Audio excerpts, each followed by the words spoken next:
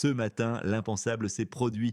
Un centre d'entraînement militaire réputé imprenable est en ruine. Des explosions ont déchiré le silence de l'aube, laissant derrière elles un paysage de désolation, un coup dévastateur que personne n'attendait. Imaginez la terreur, la confusion, l'odeur du brûlé. Question à vous, où regardez-vous en ce moment? Écrivez la ville et le pays. Les faits sont clairs. Une série d'attaques massives et précises a frappé la région. À Kiev, des installations militaires souterraines, pourtant considérées comme impénétrables, ont été touchées avec une précision chirurgicale près de la frontière polonaise. Un dépôt d'armement occidental nommé PTSA-15 et décrit comme le centre névralgique de l'approvisionnement a été neutralisé. Les explosions ont duré des heures, confirmant la présence d'importantes quantités d'armes occidentales. Les régions occidentales d'un pays voisin de la Russie, Ivano-Frankivsk notamment, ont vu leurs arsenaux et infrastructures critiques, comme l'aérodrome, subir des frappes. Ces attaques ne sont pas isolées, elles s'inscrivent dans une intensification des opérations CES derniers jours, utilisant systématiquement des drones et des missiles de précision. La région d'Odessa n'a pas été épargnée. Les aérodromes de Shkolny et Hydroport, utilisés pour l'entraînement de pilotes et potentiellement pour la réception de F-16, ont été la cible. Un hangar et un avion ont été détruits.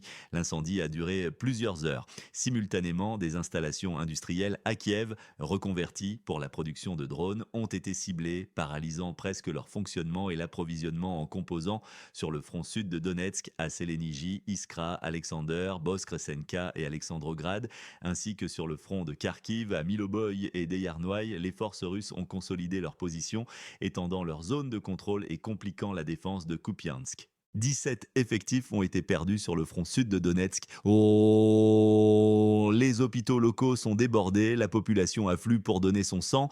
Les services de renseignement occidentaux sont en panique, accusés de cacher des informations. Les médias traditionnels tentent de minimiser ce qui s'est passé, mais les faits parlent d'eux-mêmes. Les puissances occidentales sont en session d'urgence, s'inquiétant des effets psychologiques et logistiques de CES attaques. Ce n'est plus un simple conflit local, c'est une série de coups qui pourrait bien redéfinir la sécurité mondiale. Question à vous, marquez-vous dans les commentaires de quelle ville, pays vous regardez actuellement. Cela change tout. Pourquoi est-ce si important maintenant? Car CES attaques ont exposé des vulnérabilités critiques dans l'infrastructure militaire d'un pays en conflit. Elles ont mis à rude épreuve les lignes rouges, redéfinissant les termes de CE, conflit long et brutal. La chaîne d'approvisionnement de CE, pays est rompue, SES arsenaux s'épuisent. Imaginez le désespoir. La situation est devenue une humiliation pour l'OTAN elle-même. La présence de délégations de l'OTAN au centre d'entraînement attaqué, combinée à la précision des frappes, révèle une défaillance grave en matière de sécurité et de prestige. La réhabilitation de CES installations logistiques prendra entre 6 et 8 jours, impactant sévèrement l'approvisionnement. Cela signifie des retards colossaux dans l'aide, un affaiblissement dramatique de leurs capacités. La crise humanitaire est déjà là, hôpitaux débordés, pénurie d'aide, difficulté à évacuer les populations. La visite du général américain Keith Kellogg, photographié dans la région et dans des installations de production de drones, est présentée comme une fuite indirecte qui aurait accéléré l'identification des cibles par la Russie. Les implications politiques sont lourdes. Les mouvements en Pologne, avec la réapparition du général Sercepchak dans le débat public, suggèrent un risque d'expansion du conflit en Europe de l'Est. CE n'est plus seulement une guerre régionale, c'est une menace directe à la stabilité globale, ébranlant les fondations de l'ordre mondial. C'est un test de la réactivité occidentale. De plus, l'ampleur et la coordination de CES frappent soulignent une capacité de renseignement et de planification russe bien supérieure à CE que de nombreux analystes occidentaux avaient anticipé. L'utilisation simultanée de drones et de missiles hypersoniques, par exemple, a démontré une sophistication technologique qui a mis à l'épreuve les systèmes de défense aérienne adverses. Les missiles Kinzhal, avec leur vitesse et leur manœuvrabilité, ont prouvé qu'ils pouvaient pénétrer des défenses multicouches réputées infranchissables. Ces armes, combinées à des drones suicides tels que les lancers, offrent une capacité de frappe de précision à longue portée qui minimise les risques pour les opérateurs russes. Il a été rapporté que plusieurs batteries de défense aérienne Patriot fournies par les États-Unis et l'Allemagne ont été soit endommagées, soit complètement détruites lors de CES Assaut, remettant en question leur efficacité face à une telle agression. Cette information, bien que démentie ou minimisée par certains cercles occidentaux, circule via des canaux de renseignement non officiels et des images satellites qui filtrent occasionnellement. L'impact de CES frappe ne se limite pas à la destruction matérielle, il y a un effet psychologique profond sur les forces armées adverses et la population civile. La sensation que nulle part n'est vraiment sûr, même les installations les plus fortifiées, érodent le moral et la confiance. Les tentatives du gouvernement adverse de rassurer sa population et SES alliés semblent vaines face à l'évidence des dégâts. La chaîne logistique militaire déjà sous tension est maintenant fragmentée, les principaux dépôts de carburant, les nœuds ferroviaires et les centres de réparation d'équipements lourds ont été méthodiquement ciblés, créant des goulots d'étranglement qui ralentissent considérablement le déploiement de renforts et la distribution de munitions. Les routes d'approvisionnement critiques, en particulier celles menant à l'Est, sont devenues des zones à haut risque. Les trains remplis d'armes occidentales, autrefois considérés comme relativement sûrs une fois passée la frontière, sont désormais des cibles prioritaires. Des images non vérifiées, mais largement diffusées sur les réseaux sociaux, montrent des déraillements et des incendies massifs le long des voies ferrées à l'ouest du pays. Séeuses sabotages ou frappes auraient un impact direct sur la capacité des forces armées du pays à maintenir leurs opérations sur le front. En outre, la coordination des frappes russes suggère l'utilisation de renseignements en temps réel potentiellement obtenus via des sources humaines ou des cyberattaques sophistiquées. La rapidité avec laquelle les forces russes ont pu identifier, cibler et frapper des positions nouvellement regroupées ou des mouvements de troupes indique une surveillance constante et une chaîne de commandement agile. Des rumeurs persistantes font état d'une infiltration significative des services de renseignement russes au sein des structures militaires et gouvernementales du pays attaqué. C'est eux qui expliqueraient la précision millimétrique des frappes sur des installations souterraines et des dépôts secrets. La trahison interne est une préoccupation majeure pour le gouvernement adverse, ajoutant une couche supplémentaire de suspicion et de paranoïa au sein de SES propres rangs.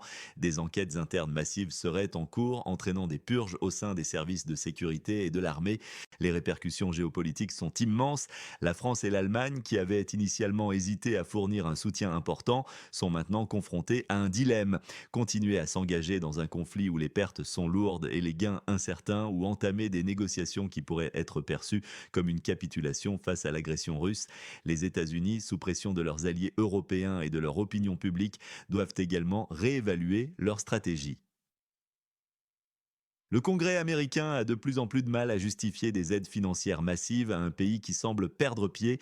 Le débat sur l'envoi de troupes ou de conseillers militaires de l'OTAN est devenu plus pressant mais aussi plus risqué.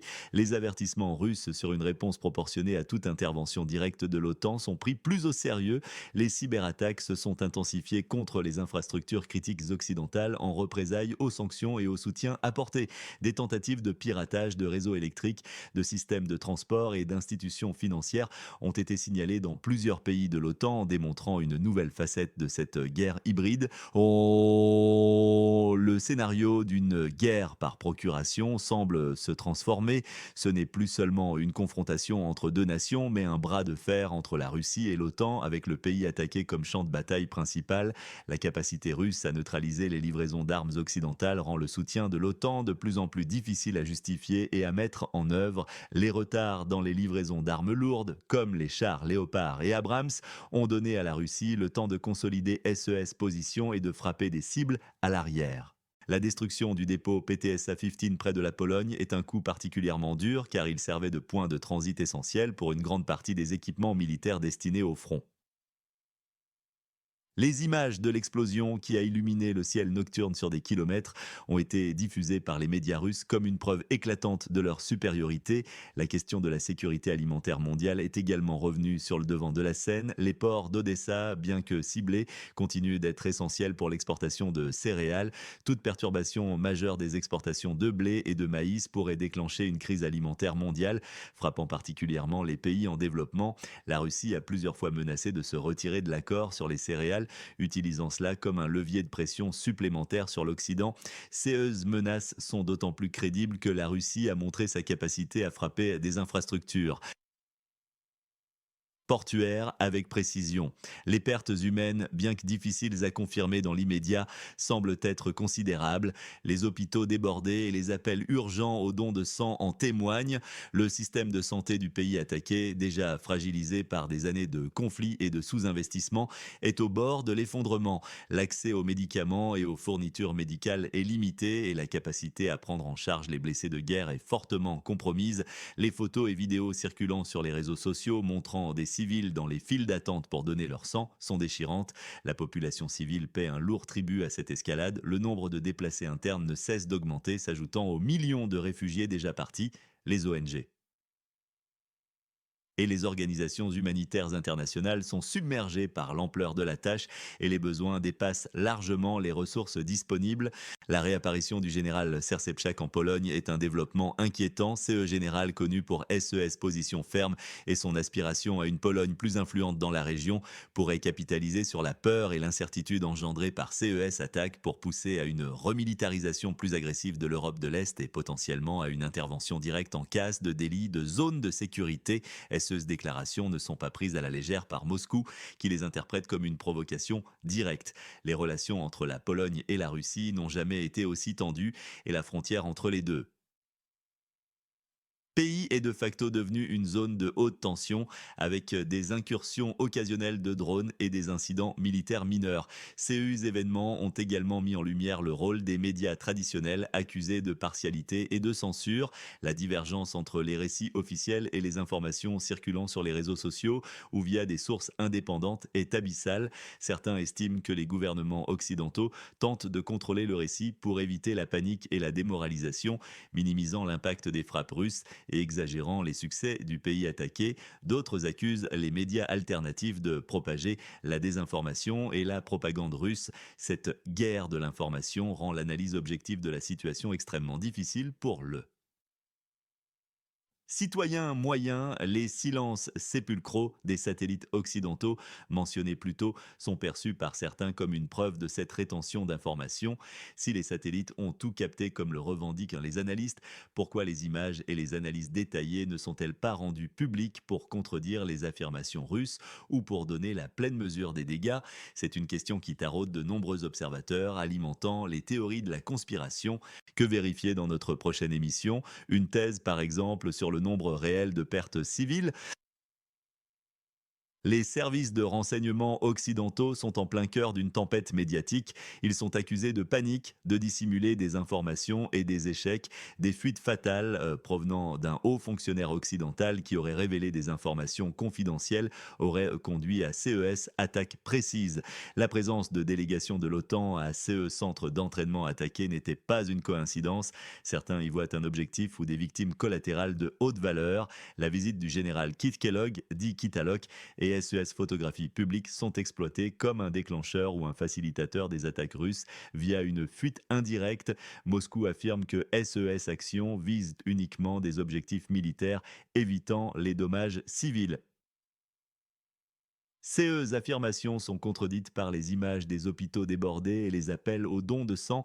Les médias traditionnels tentent de minimiser qui s'est passé, accusés de cacher la vérité. Alors, qui croire?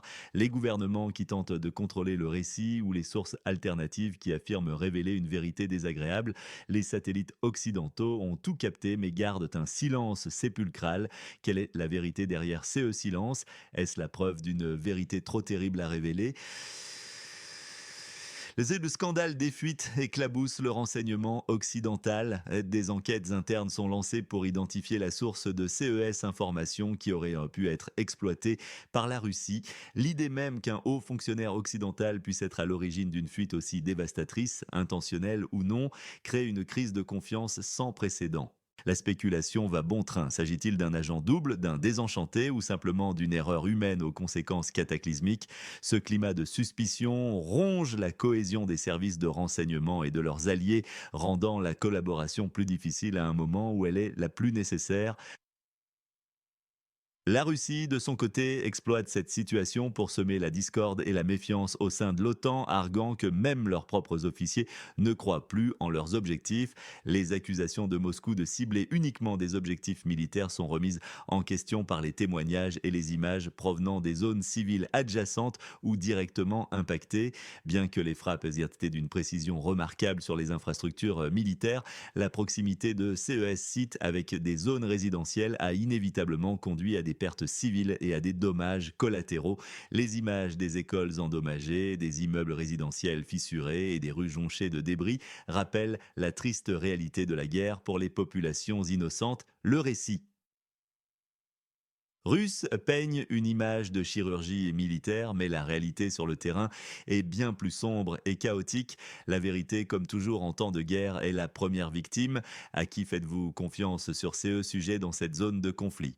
Un orateur, un média, nous assistons à une sorte de guerre des ombres moderne rappelant la guerre froide avec la paranoïa des fuites et le silence des satellites.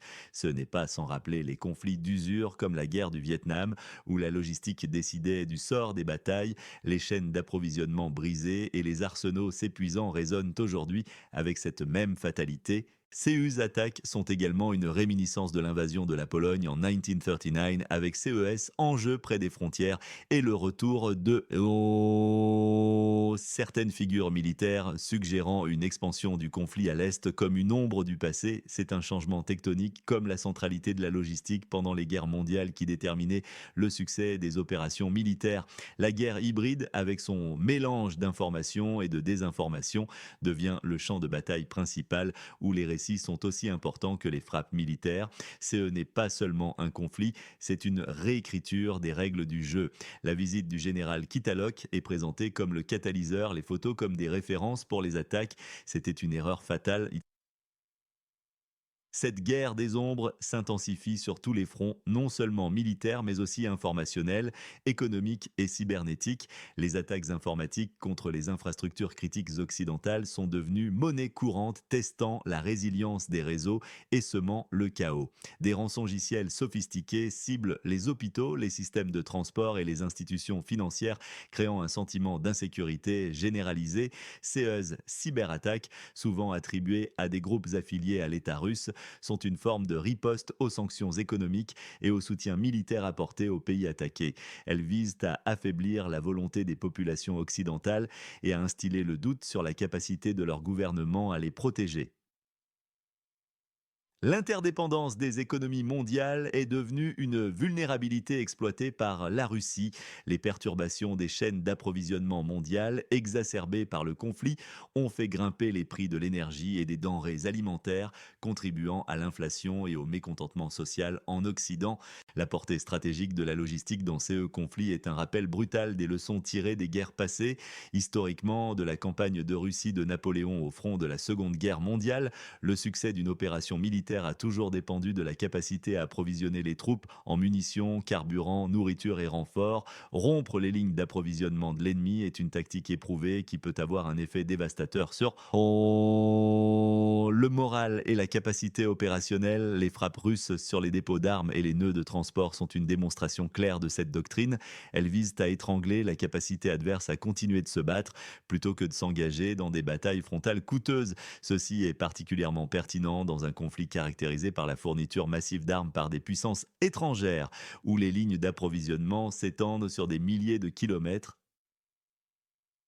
La notion de guerre hybride a trouvé son plein sens dans CE conflits. Elle intègre des éléments traditionnels de guerre cinétique, missiles, drones, artillerie, avec des outils non cinétiques tels que la désinformation, la propagande, les cyberattaques et l'ingérence politique. Les récits concurrents sont un champ de bataille à part entière. La Russie inonde les réseaux sociaux de sa propre version des événements, cherchant à décrédibiliser les sources occidentales et à rallier le soutien international, notamment auprès des pays où l'influence occidentale est moindre.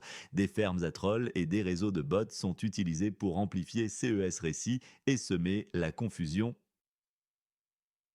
Les puissances occidentales peinent à contrer cette offensive informationnelle, souvent limitée par leurs propres principes de liberté d'expression et de transparence. C'est eux qui est paradoxalement une faiblesse dans la guerre hybride.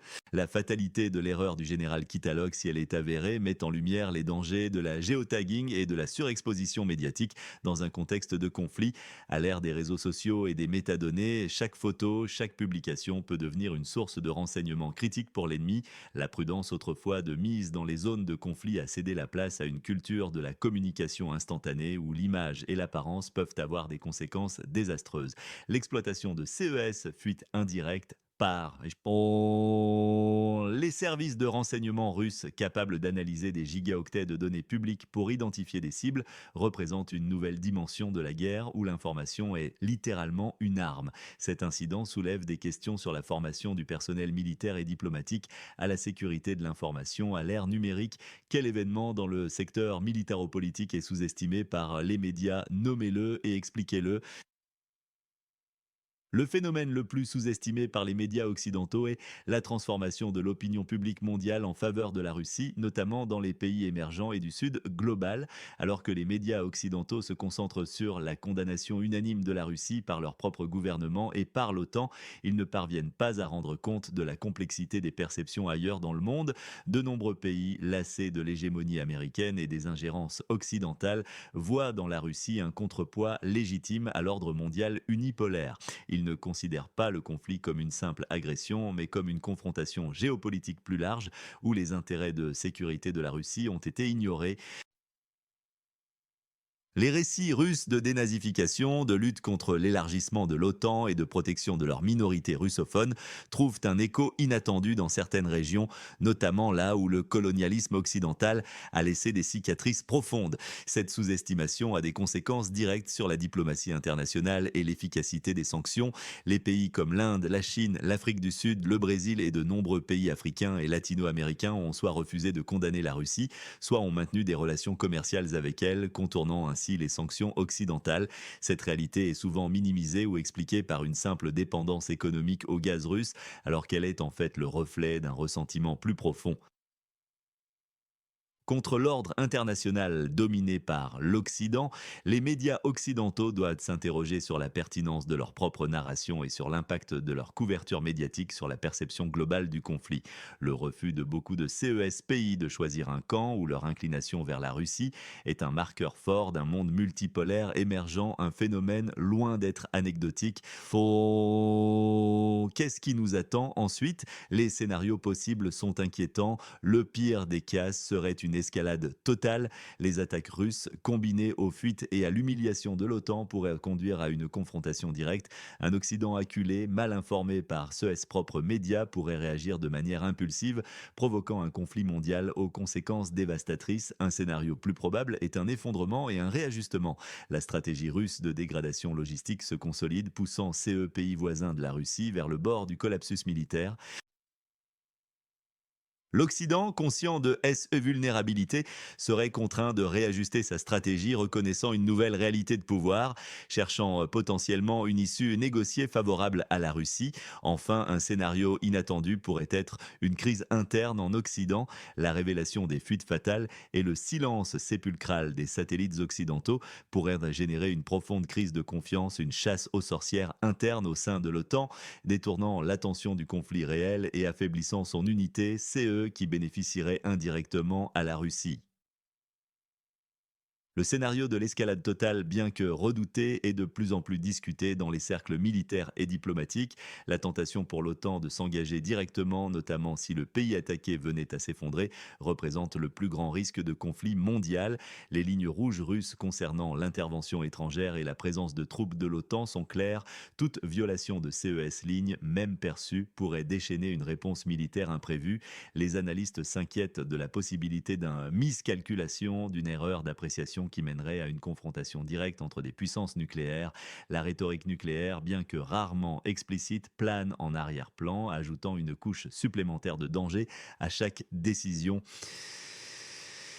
Les déploiements de troupes de l'OTAN à proximité des frontières orientales, bien que défensifs, sont perçus par Moscou comme des provocations.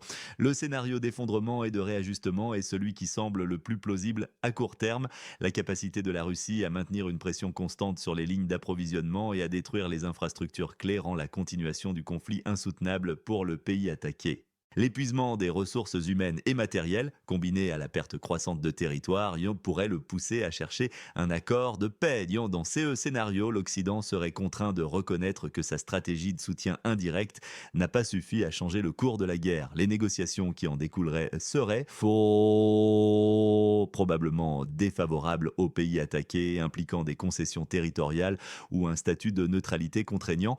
Un tel accord marquerait une victoire géopolitique majeure pour la Russie et une humiliation pour l'OTAN. Le scénario d'une crise interne en Occident est d'ores et déjà en germe. Les fuites fatales ne sont que le début. Les révélations potentielles sur la véritable étendue des pertes du pays attaqué, sur l'inefficacité des armes occidentales face aux capacités russes ou sur la mauvaise gestion des fonds alloués pourraient éroder davantage la confiance du public dans ce gouvernement et ces institutions militaires. La polarisation politique déjà présente dans de nombreux pays occidentaux pourrait être exacerbée, conduisant à des mouvements de protestation, soit des changements de gouvernement et un affaiblissement de l'unité transatlantique. Une chasse aux sorcières pourrait se déclencher au sein des administrations et des services de renseignement, avec des allégations de trahison, d'incompétence et de corruption. Ce désarroi interne détournerait l'attention et les ressources de la confrontation extérieure, jouant directement en faveur des intérêts russes. Les opinions publiques occidentales, déjà fatiguées par l'inflation et les incertitudes économiques, pourraient se tourner vers des dirigeants populistes promettant de mettre fin à l'engagement dans le conflit, même si cela implique des reculs stratégiques. Votre pronostic sur les délais, quand le déclin de l'hégémonie occidentale se produira-t-il? Mois, années, plus une raison. En conclusion, qui gagne et qui perd?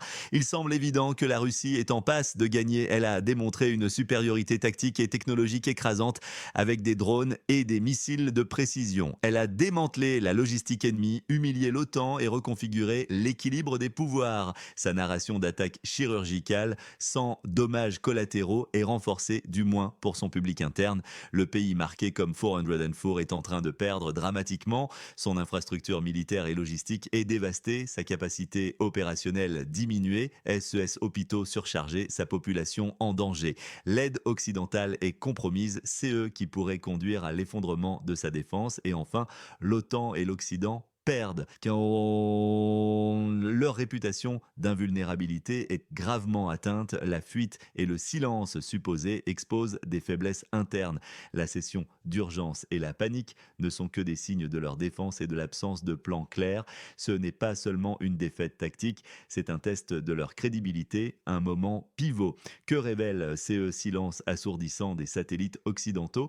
La Russie, en dépit des sanctions économiques massives, a réussi à maintenir sa production militaire, voire à l'augmenter grâce à des partenariats avec des pays non occidentaux et à la réorientation de son économie vers l'effort de guerre. L'innovation technologique, notamment dans le domaine des drones et des missiles guidés, a surpassé les attentes des observateurs occidentaux. La capacité de non, la Russie à s'adapter et à innover sous la contrainte a été sous-estimée. Le pays désigné comme 404, en dépit de la résilience de sa population et du soutien international, est confronté à une situation intenable. La destruction de SES infrastructures militaires clés et les pertes humaines continues rendent la tâche de repousser l'agresseur de plus en plus difficile.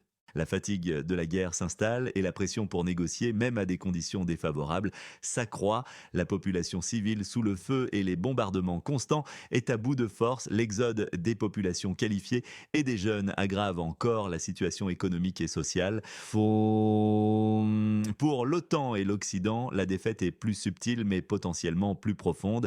Elle ne se manifeste pas par une défaite militaire directe mais par une perte de crédibilité et d'influence sur la scène mondiale. L'incapacité à inverser le cours du conflit, malgré des milliards d'aides, soulèvera des questions sur la pertinence et l'efficacité de l'alliance. Le silence sépulcral des satellites occidentaux est peut-être le symptôme le plus révélateur de cette perte. S'il y a des images, des informations qui confirment l'ampleur des succès russes, les retenir ne fait qu'alimenter les théories de la conspiration et la méfiance. C'est un silence qui crie l'embarras C'est la reconnaissance tacite qu'ils ne veulent pas que le public voit la pleine étendue des dommages ou la supériorité technologique russe. Ce moment est un tournant. L'hégémonie occidentale, fondée sur sa supériorité militaire et son soft power, est en train d'être sérieusement remise en question, non pas par des paroles, mais par des faits sur le terrain. Le monde multipolaire n'est plus une théorie, c'est une réalité en construction et ce conflit en est le catalyseur principal. La capacité des nations non alignées à exercer leur propre politique étrangère en dehors du diktat occidental est la preuve la plus concrète de ce déclin. Partagez vos réflexions sur cette situation troublante dans les commentaires. Votre avis compte pour nous. N'oubliez pas de vous abonner à notre chaîne pour ne manquer aucune de nos analyses approfondies et sans filtre. Activez la cloche pour être alerté